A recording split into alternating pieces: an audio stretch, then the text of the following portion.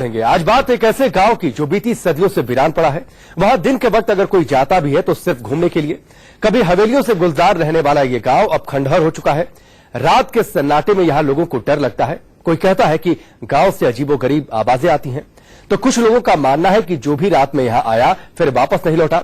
लेकिन India news reporter सच की तलाश में इस गांव के चप्पे चप्पे तक पहुंचे। दिन ही नहीं, आधी रात हमने यहां लोगों के डर की वजह की तलाश की।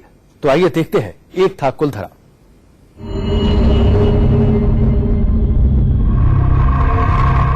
इसी वीराने में दफन है 200 साल पुराना एक ऐसा राज जिसने 84 गांव को वीरान कर दिया है। करीब 100 किलोमीटर का यह इलाका बियाबान है। दूर दूर तक सिवाय खंडहर के आपको कुछ दिखाई नहीं देगा।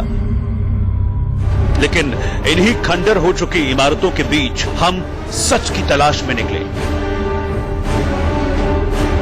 करीबन 200 से 250 साल पहले एक गांव जिसकी समृद्धि की कहानियां दूर दराज के इलाकों में सुनाई जाती थी।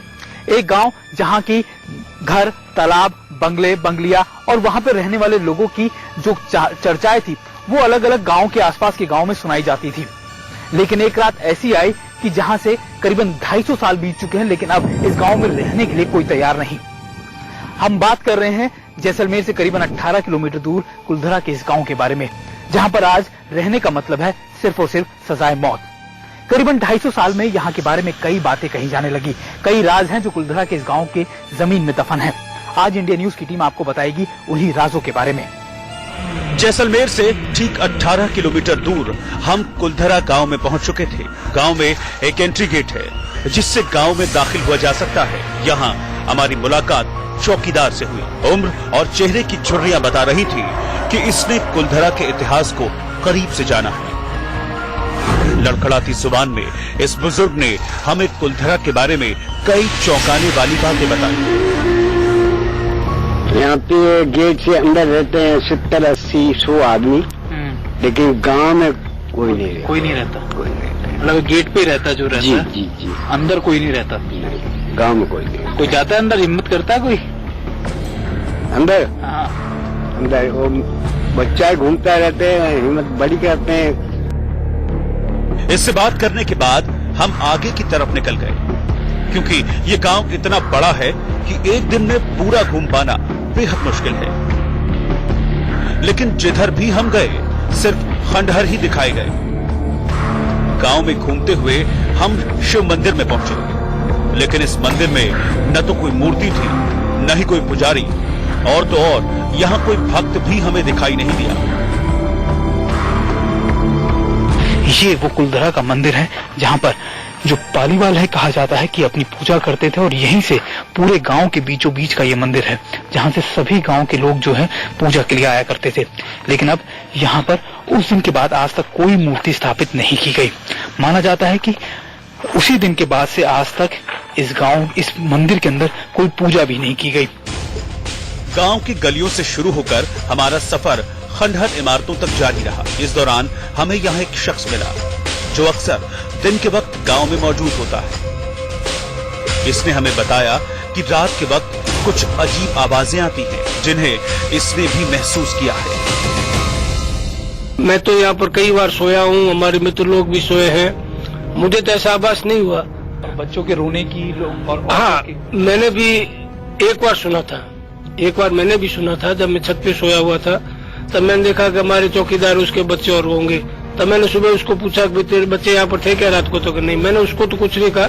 ऐसा आवाज मेरे को भी हुआ था। करीब 200 साल पहले बनी इस इमारत के दूसरे हिस्से में जब हम पहुंचे तो एक ऐसी सुरंग मिली जिसे देखकर कोई भी हैरान रह सकता है।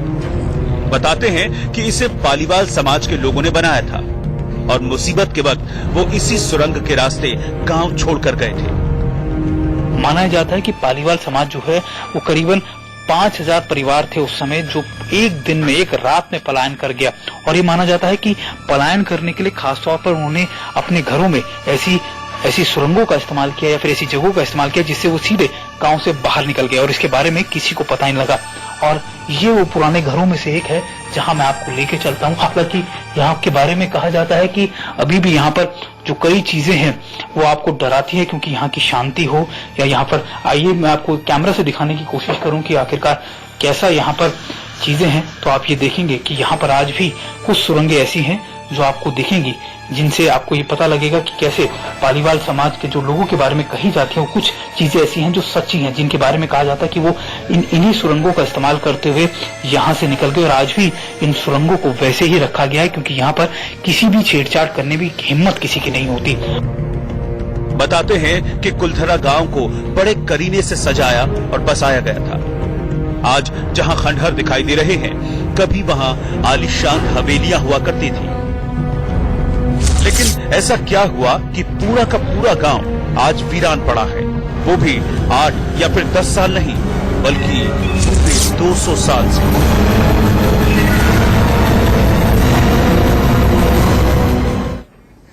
कहते हैं कि जैसलमेर का कुलधरा गांव ही 200 साल से वीरान नहीं पड़ा है, बल्कि कुलधरा के साथ 83 ऐसे गांव हैं जिनमें आज एक भी इंसान नहीं रहता।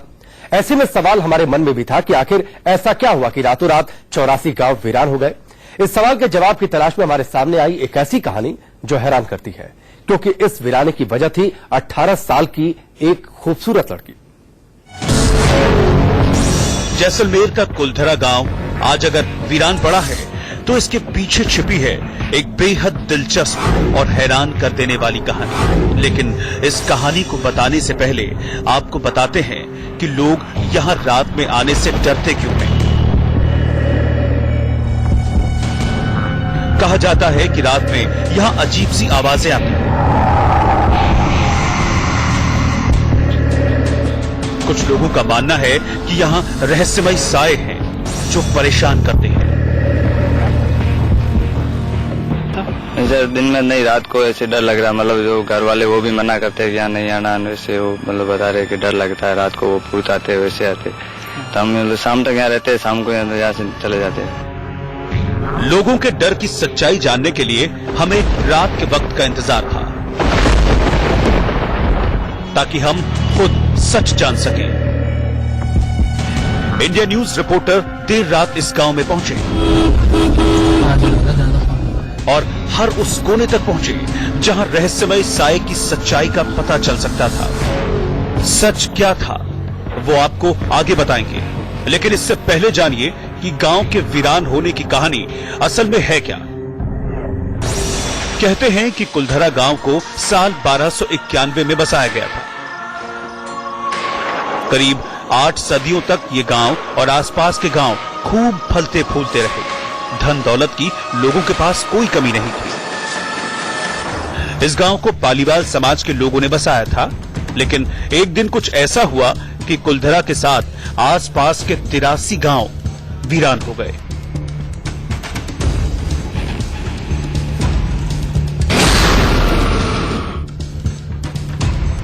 कहते हैं कि यही वो साल था जब पालीवाल समाज के करीब 5000 परिवारों ने अपना घर छोड़ने का फैसला किया था, और इसकी वजह गांव के मुखिया की 18 साल की बेटी थी।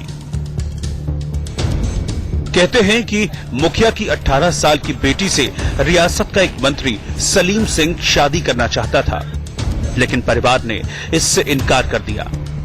इसके बाद सलीम सिंह ने गांव पर भारी कर और गांव बर्बाद करने की धमकी दी। बेटी की इज्जत बचाने के लिए 84 गांव के पालीवाल समाज के लोगों ने उसी रात गांव खाली करने का फैसला कर लिया और वो एकाएक गांव छोड़कर चले गए। ऐसी मान्यता है कि जाते हुए पालीवाल समाज के लोग श्राप देकर गए थे कि इस गांव में फिर से कोई नहीं बस पाएगा, और अगर किसी ने कोशिश की तो बर्बाद हो जाएगा। कहते हैं एक वो दिन था और एक आज का दिन है। अब यहां कोई नहीं रहता, और इसी वजह से वक्त के साथ यहां बसे घर खंडहर हो चुके हैं। लेकिन रात का सच भी जानने के लिए हम इस गांव में पहुंचे।